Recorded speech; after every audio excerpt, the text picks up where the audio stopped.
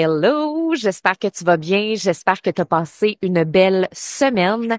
J'avais envie de parler de contenu, moi, aujourd'hui.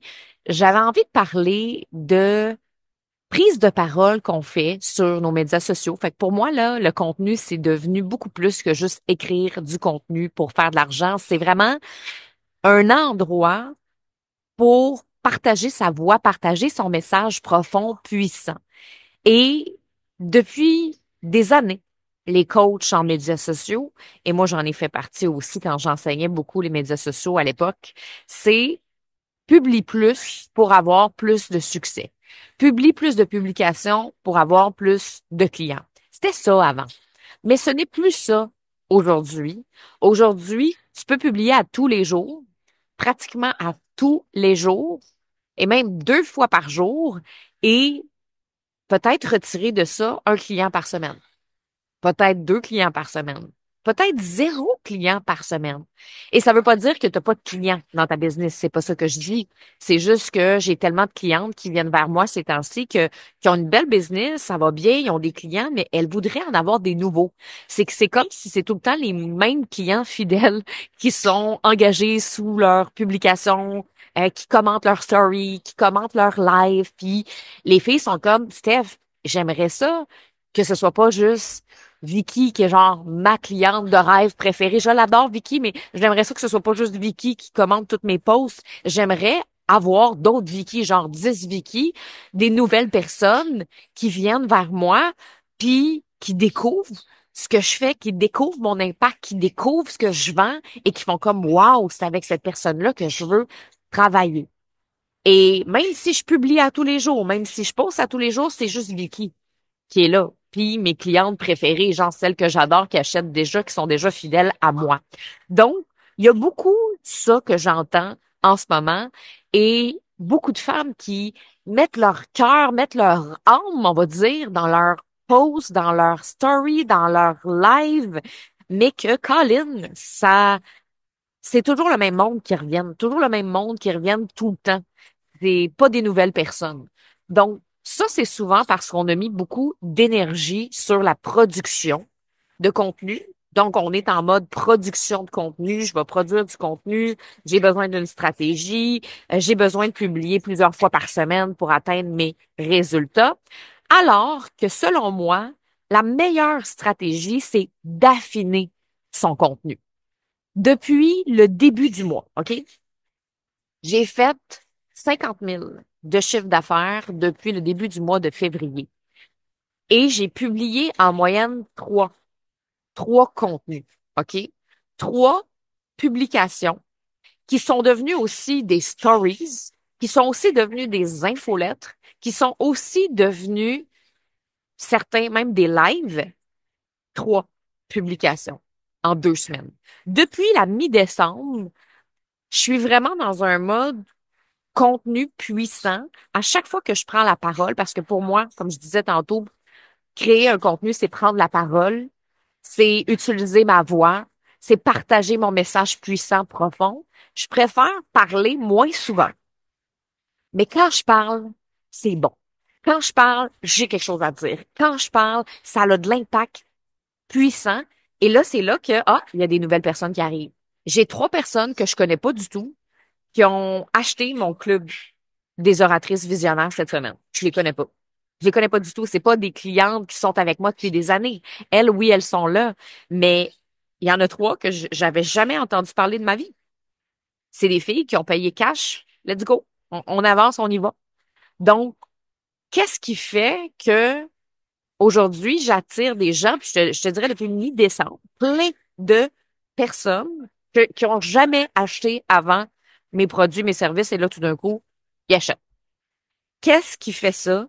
C'est vraiment le fait que j'affine toujours mes prises de parole, mes prises de position, mes posts, mes lives à chaque semaine.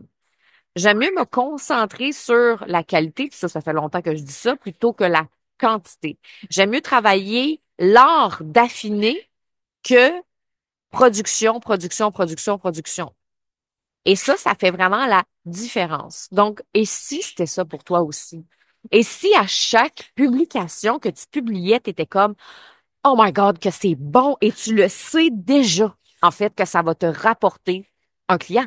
Tu le sais déjà que ça va avoir un impact sur les gens. Tu prends pas un guess, là. T'es pas comme, ah, ça se peut que ça marche, ça se peut que ça marche pas. Non, non. Ça va être bon. Ça va être bon et là, tu lâches prise là-dessus.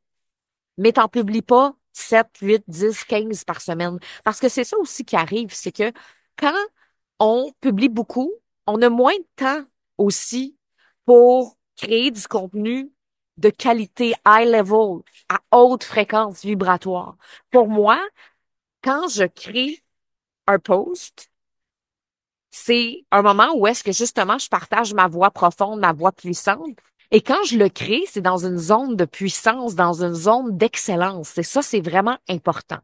Et aujourd'hui, justement, j'avais envie de te partager les 3 focus pour développer cet art de l'affinement. Au lieu d'être dans un mode let's go, on crée des stories, on crée des publications. Non, non, là. On s'en va dans cet art-là, cet art de l'affinement. Aujourd'hui, moi, je suis plus une coach en création de contenu. C'est vraiment plus ça que je fais. Je l'ai fait pendant des années. Si ton but, c'est de te partir une page Facebook, si ton but, c'est de te créer quelque chose from scratch, je ne serai pas la bonne personne. Aujourd'hui, je travaille avec des femmes qui ont déjà des entreprises, qui ont déjà des clients, qui ont déjà une mission puissante et qui veulent affiner leur art, qui ont envie de poster des choses qui ont de l'impact parce que c'est pas juste un post, c'est un moment où ta voix s'exprime. Donc, pour ça, ça demande de développer son art de l'affinement. C'est pas juste une stratégie de contenu, tu publies ça le lundi, c'est ça le format, on s'en fout. C'est vraiment beaucoup plus profond que ça. Et je veux te parler justement des 3 focus. Des 3 focus pour justement développer cet art-là de l'affinement. Le premier focus, c'est de reconnaître ton talent unique et de pas perdre de temps là où c'est pas ton sweet spot. C'est vraiment important que tu sois capable de reconnaître, hey, là, c'est ma zone et là, ça l'est pas.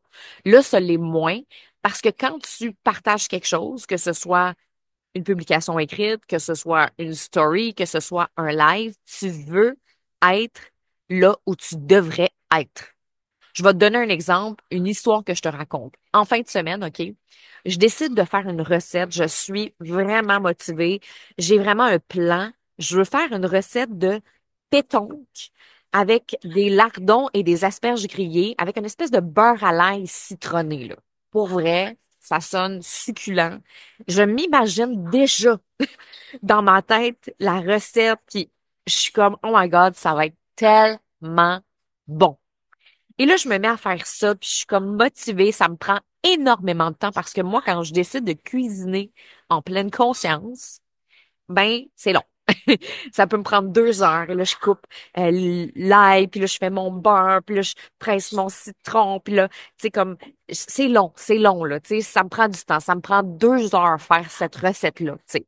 Et là, aussi, ce qui est long, c'est que je décongèle les pétons qui sont dans le congélateur depuis un bout de temps. Je les mets dans l'eau, puis là, c'est long, puis ça fait comme quasiment 1 heure que j'essaie de les décongeler, puis ils sont pas décongelés comme je le voudrais. Et là, je le sens que ils sont pas prêts à 100%. Ils sont pas encore décongelés, mais là, l'affaire, c'est que j'ai faim. J'ai vraiment faim. J'ai vraiment faim. Puis là, dans ma tête, je me dis, ouais, mais là, si je les fais cuire tout de suite, ils sont encore congelés, fait que ça va devenir caoutchouteux, il va y avoir de l'eau, puis ils seront pas super bonnes. Fait que j'attends encore un peu. Mais là, à un moment donné, je me dis, OK, là, c'est long, là. Fait que let's go, je les fais cuire. Et malheureusement, j'ai complètement manqué ma recette. Pour vrai, c'était, comment je pourrais te dire ça? Dégueulasse. C'était tellement pas bon, c'est tellement décevant parce que pour vrai, mon intention était tellement bonne, je m'imaginais tellement que ça allait être bon, succulent, je m'étais faite comme une vision de mon repas, mais j'ai pas été patiente. Puis j'ai décidé de faire cuire les pétanques alors qu'ils n'étaient pas complètement décongelés et c'était tellement caoutchouteux, il y avait de l'eau. Écoute, c'était dégueulasse. J'ai été obligée de jeter. J'ai juste mangé les lardons finalement, puis les asperges, puis je me suis fait comme un dessert parce que j'avais encore faim. Donc, des fois, ça arrive qu'on est dans cette énergie-là quand on publie quelque chose. On est comme dans cette énergie-là de Je le sais que j'ai un message puissant à passer, c'est bon, je vais avoir de l'impact, je le sais. Puis là, on crée notre post, puis tu sais, l'énergie est là, mais quand on le publie, on a comme un feeling que c'est pas à la hauteur de ce qu'on aimerait que ce soit. Et ça, c'est pas parce que on n'a pas d'impact. C'est pas parce que notre message n'est pas extraordinaire. C'est tout simplement un manque d'expertise. C'est juste ça. Tu sais, moi, c'est ma force dans la vie, affiner un message. C'est ça ma zone de génie. Donc, des fois, j'ai des clientes qui sont avec moi puis sont comme, crème, je comprends pas. Je le sens à l'intérieur de moi, Colin, que c'est bon. Ben oui, ça l'est à l'intérieur de toi. C'est juste qu'après, d'amener ce qui est à l'intérieur de toi à l'extérieur, de l'affiner, c'est un art et c'est un art qui se développe. Et c'est super important que tu sois capable de faire, hey, tu sais quoi? Ça, c'est moi ma zone et ça l'est. Et concentre-toi là où est-ce que tu es vraiment solide. Comme clairement, je le sais que si c'était mon chum qui avait fait les pétonques, on n'aurait pas vécu ça. On n'aurait pas vécu ça parce que mon chum a cette patience-là culinaire de comme, il faut que ce soit bien cuit de la bonne façon. Il y aurait pas, il y aurait pas cuit les pétonques s'il n'était pas complètement dégelé, tu sais. Ben, c'est un peu le même principe, c'est que si tu le sais, là, que, mettons, l'écriture, c'est pas ta force, que c'est pas ça, toi, ta zone, arrête de te forcer à écrire. Puis, ça veut pas dire qu'il faut pas que tu apprennes à le faire. Ça veut pas dire qu'il faut pas que tu ailles maîtriser cet art-là. Sauf que, tu sais, moi, là, tous mes textes, mes publications que tu vois sur les médias sociaux, tu penses que je les écris, mais je les écris pas. Je les écris pas, je les parle. Parce que moi, ma zone de génie, c'est parler. C'est vraiment là, moi, mon art. Tu sais, je veux dire, ça fait longtemps que soit j'ai fait de la radio, de la télé, ça a toujours été ma voix, mon instrument principal. Puis c'est avec cet instrument-là que je travaille beaucoup avec mes clientes. Si je m'assois puis j'écris, ça sera pas aussi bon que si je m'assois puis que je parle. Donc, je le sais que pour écrire quelque chose de bon, je dois passer par ma voix, parler. Donc, je vais m'enregistrer et c'est comme ça que ça va être vraiment bon. Justement, en fin de semaine, j'étais en train de créer une publication. J'étais assis sur le bord de la plage. J'avais mon téléphone avec ChatGPT. J'étais en train d'enregistrer ma voix. C'est ça mon post. C'est ma voix que ChatGPT a retranscrit en écrit. Mais j'ai pas écrit le post. Ça m'arrive d'écrire aussi, puis des fois de prendre mon sel, puis d'écrire ou de prendre mon cahier de notes, puis d'écrire. J'aime écrire. Mais je le sais que ma zone de talent, c'est ma voix. C'est quand je parle, quand je m'exprime en parler. Donc, c'est super important que toi, quand tu crées du contenu d'impact, tu respectes ton talent. D'arrêter de forcer des choses que c'est pas toi, là, tu sais. Si tu passes des heures, comme j'ai passé 2 heures à faire ma recette de péton, puis finalement, c'était même pas bon. Imagine si toi, tu fais la même affaire. Tu passes des heures à rédiger un carrousel, puis finalement, tu doutes, tu le refais. Puis au final, ton contenu, tu le sais qu'il manque de vie, qu'il manque de punch. Pourquoi? Parce que c'est pas ta zone de génie. Fait que c'est super important d'arrêter de te forcer à produire du contenu écrit ultra structuré si c'est pas ton point fort. Mise sur ton charisme naturel. Peut-être que toi, c'est les lives, peut-être que toi, c'est les stories, peut-être que justement, tu dois simplifier, tu dois peut-être changer de format. Donc ça, c'est super, super important.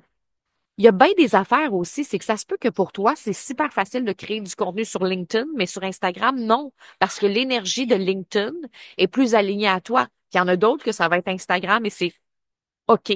Fait que c'est autant au niveau de comment ta voix s'exprime le mieux, puis où. Et arrête de forcer. Mais ça veut pas dire que tu peux pas développer puis affiner ton art. Je comprends. Le but, c'est pas juste de faire, ah, je suis pas bonne là-dedans, je le fais pas. Non, non. C'est de reconnaître là où est-ce que tu es dans ta zone d'excellence, puis après, on peut aller en travailler d'autres. Tu sais, moi, j'ai des filles qui veulent venir améliorer leur storytelling. Puis je leur dirais pas, c'est pas ta force, fais-le pas. Non, non.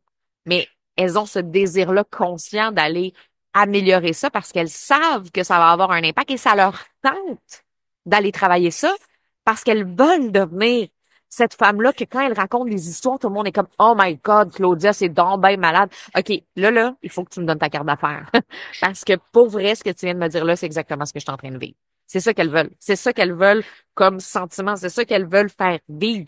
Et ça leur tente de venir affiner cet art-là parce qu'elles savent ce que ça peut apporter à leurs clientes, ce que ça peut leur apporter à elles comme confiance aussi. Donc, c'est super important comme focus numéro un de reconnaître ton talent unique et éviter de perdre ton temps hors de ton sweet spot. Focus numéro 2, concentre-toi sur le micro-contenu et laisse tomber le macro-contenu. C'est pas la première fois que je parle de ça dans un épisode de podcast. J'en ai parlé dans d'autres épisodes.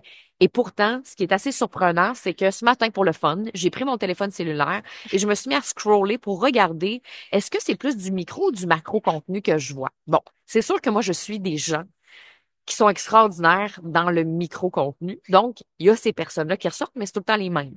Le reste du contenu que je regardais sur les médias sociaux, mettons que je scrollais sur Instagram, c'est tout du macro-contenu. Donc, si 80% des gens qui publient sur les médias sociaux publient du macro-contenu, c'est qu'on a juste du bruit actuellement. Le macro-contenu, c'est du contenu qui est trop général. Donc, en ce moment, justement, il y a tellement d'affaires sur les médias sociaux qu'on ne peut plus se permettre d'être dans du macro-contenu, dans du contenu qui est tellement général que ça nous rejoint pas. Et c'est ça le problème, en fait, c'est que depuis 2024, à peu près, il y a eu un switch. Les coachs, les entrepreneurs, les professionnels qui ont du succès dans leur visibilité, et les leaders aussi, c'est celles qui ont mis justement du temps pour affiner l'art de créer des micro-prises de parole, des micro-contenus. Donc ça fait vraiment, vraiment la différence. Je vais te donner des exemples de macro-contenus. Comment perdre 10 livres ce mois-ci? 3 conseils pour te sentir bien dans ton corps.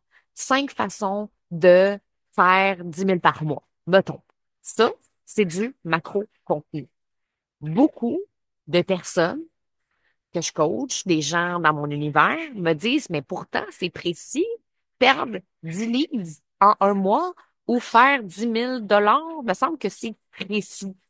Mais ce ne l'est pas. Parce que tout le monde s'est mis à travailler son contenu de cette manière-là, là. Tu sais, c'est sûr que si tu... On n'est plus dans le contenu comment avoir du succès en affaires, là. Ça fait longtemps que c'est réglé.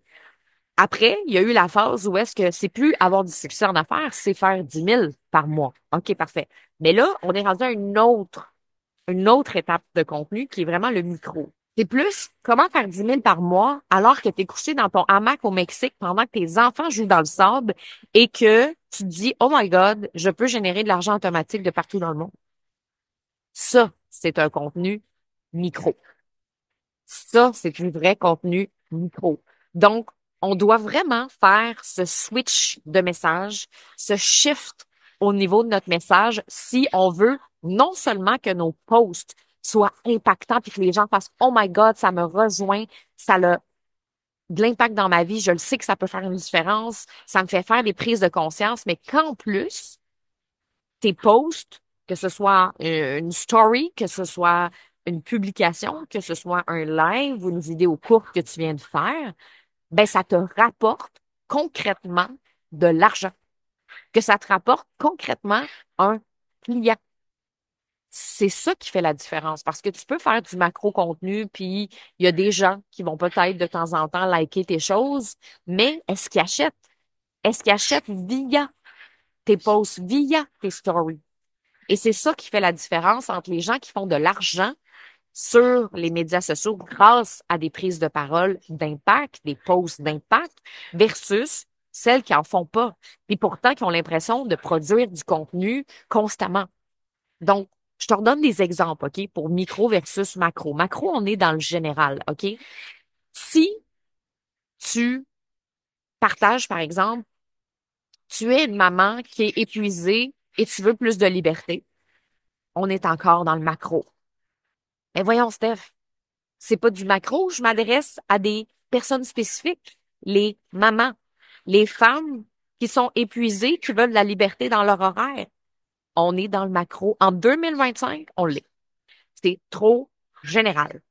Donc, si tu veux préciser ça, tu vas dire, comment est cette maman qui a tellement de temps et de liberté dans son horaire que tu peux te permettre de planifier ton prochain voyage avec toute ta famille à Disney parce que, enfin, t'as pas seulement le temps, mais t'as aussi l'argent pour vivre tes rêves familiaux.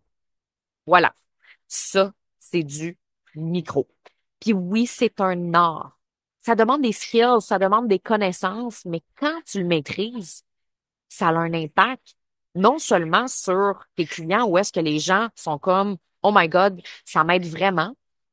Parce que moi, il y a beaucoup de mes clientes qui suivent mes posts, qui sont comme, wow, tu sais, ça m'amène une réflexion, ça m'amène à un autre niveau, mais aussi, ça me permet de vendre à des gens qui ne me connaissaient pas la semaine dernière ou qui me connaissaient pas v'là 2 semaines ou qui me connaissaient pas v'là un mois. Donc, de plus en plus, je vois qu'il y a des gens qui achètent rapidement. Je les connaissais pas avant. Et ça, c'est extraordinaire quand tes prises de parole, tes posts peuvent créer cet effet-là. Focus numéro 3, injecte de l'énergie et de l'émotion dans chaque prise de parole. Chaque chose que tu publies, que ce soit un post, je l'ai dit tantôt, une story, un live, c'est pas juste une suite de mots, là. C'est une expérience que tu fais vivre à l'autre personne qui reçoit ça. C'est un cadeau que tu offres à la personne quand tu t'exprimes.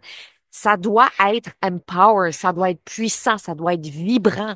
Si ton audience ressent rien, elle scrolle, puis elle t'oublie. C'est pas plus compliqué que ça. Aujourd'hui, ce qui capte l'attention, ce qui fait vibrer, ce qui donne envie d'écouter, c'est l'intensité émotionnelle que tu mets dans ton message. L'intensité qu'il y a en arrière. Je te le dis, là, ça m'est arrivé la semaine passée de faire un post parce que je sentais qu'il fallait que je fasse un post. J'étais vraiment dans l'énergie de OK, je dois faire un post, puis ça n'a pas donné l'effet que je voulais.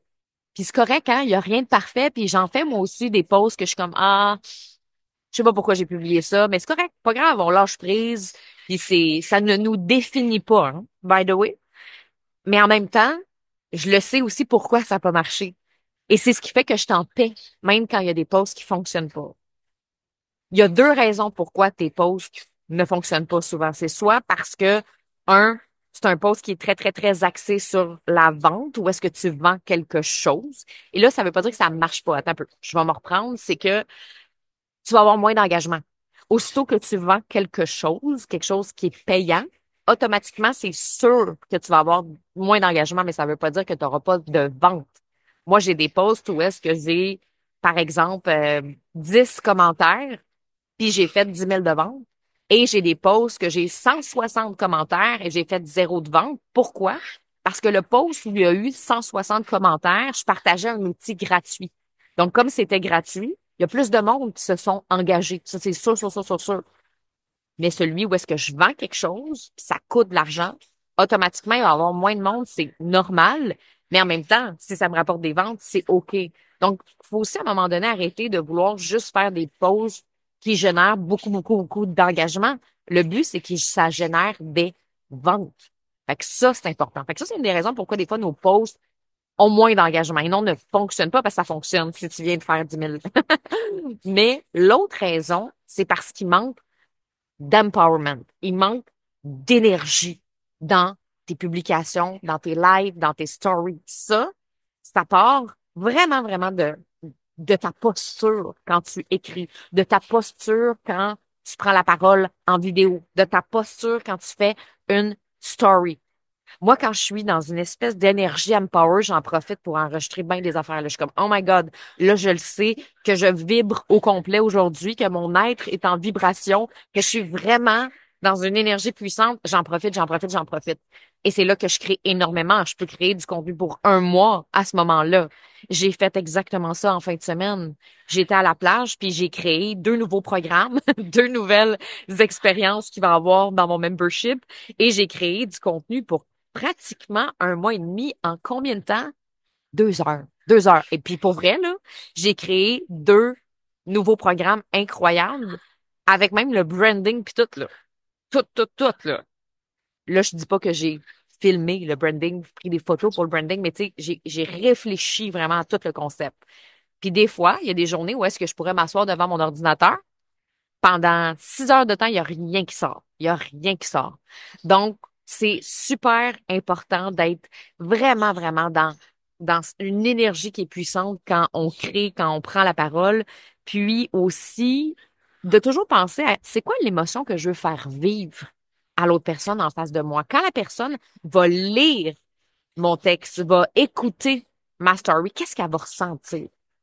Ça, c'est encore plus important que n'importe quoi d'autre. Parce que si tu sais exactement ce qu'elle va ressentir, elle va prendre conscience de telle chose. Oh my God, c'est là que ça va lui faire réaliser ça. Elle va se sentir motivée, boostée. Elle va vraiment avoir envie de faire telle chose. Là, tu es dans une bonne énergie. Fait que c'est ça les trois focus. Si tu veux développer cet art pour affiner ton contenu, qui est selon moi tellement une meilleure stratégie qu'en produire sans arrêt. Moi, là, en ce moment, là, quand je crée, là, je m'en foutu que ce soit un carrousel, un reel, un ci, un ça, un nanana, je publie ça le lundi, le mardi. Je suis plus là. Je ne suis plus là dans ma façon de créer mon contenu. Moi, ce qui m'intéresse, c'est l'impact que je vais avoir sur mes clientes et le fait que un post, un live, une story, et j'ai pas partagé, mais une infolette va me rapporter de l'argent instantanément. Je te le dis. Je publie une infolette, 15 minutes après, mon compte Stripe, j'ai une notification. C'est ça, en fait, que je veux pour mes clients. C'est ça que je souhaite. C'est que ce soit payant pour elles, mais payant énergétiquement et payant aussi financièrement. Et ça fait la différence. Donc, les trois focus que je t'invite à mettre de l'avant pour justement les développer cet art de l'affinement de ton contenu. Focus numéro un, reconnaître ton talent unique et éviter de perdre du temps hors de ton sweet spot. Concentre-toi là où tu es bonne dans ta création de prise de parole, d'impact, de contenu. Deuxième chose, concentre-toi sur le micro-contenu plutôt que sur le macro-contenu. Plus ton contenu est général, moins tu vas avoir d'impact et moins il y a des clients qui vont venir de ces posts-là, de ces stories-là, de ces prises de parole-là. Et troisième chose, injecte de l'énergie puis de l'émotion dans chaque prise de parole. Et si tu as envie d'avoir de l'aide dans cet affinement-là, parce que tu sens là que, Colin, tu pourrais aller tellement plus loin, puis que tu pourrais tellement avoir plus d'impact, puis aller à un prochain niveau, puis que oui, ça serait le fun que tes stories t'amènent des clients, des nouveaux, pas juste les mêmes. Oui, ce serait le fun que quand tu fais une infolette, tu vois une notification de ton compte Stripe. Oui, ce serait le fun que les gens fassent comme, hey, j'ai eu des frissons quand j'ai lu ça l'autre fois. Si c'est ça que tu veux, eh bien, sache que c'est ce qu'on va faire dans mon club des oratrices visionnaires. Attention, ce n'est pas un club de création de contenu. C'est pas un club où est-ce que je vais te montrer comment créer une page Facebook, comment créer un groupe Facebook, puis te montrer la technique derrière, puis genre comment monter un reel. Non, c'est fait pour des femmes qui sont déjà autonomes à ce niveau-là, mais qui veulent amplifier leur niveau d'impact, affiner leur message pour que leur message puisse leur rapporter concrètement. Moi, c'est la prise de parole d'impact que j'enseigne, pas la création de contenu. Donc, comment est-ce qu'à travers ta voix, on peut passer un message puissant sur le web, sur tes médias sociaux, pour que justement, tu sois capable de réaliser tes rêves, que tu sois capable d'attirer exactement les bonnes clientes, mais des nouvelles aussi, pas juste tout le temps les mêmes. Donc, c'est ça qu'on va faire dans mon club des oratrices visionnaires. Avec les quatre piliers que je t'ai parlé la semaine passée dans mon podcast, on va aller travailler sur le leadership et la vision. Ça, c'est vraiment pour t'aider avec le point numéro 3. Injecter de l'énergie dans tes posts, ça passe par ta posture de visionnaire, ta posture de leader. Le deuxième pilier, c'est le storytelling d'impact. Donc, évidemment, plus tu vas raconter des histoires qui sont puissantes à travers ton contenu, ben plus évidemment tu vas être capable de faire vivre des émotions aux gens. Donc, on est toujours dans le point 3 aussi. Ensuite, le troisième pilier, c'est la vente. Justement, comment est-ce que un contenu peut te rapporter de l'argent juste en une publication? Tu peux faire 3 posts par semaine puis que ça te rapporte de l'argent, puis tu peux en faire 7 par semaine puis ça te rapporte 0 $. Donc, comment est-ce que tu peux intégrer la vente là-dedans puis que ce soit le fun puis que ce soit pas de la vente rigide qui ne correspond pas à tes valeurs? Et quatrième pilier qui est super important, c'est la notoriété et l'influence.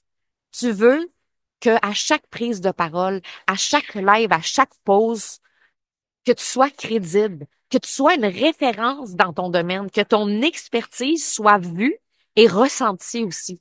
Que les gens puissent te faire confiance à travers tes posts parce que non seulement on s'attache à toi, mais on est convaincu que tu peux nous aider.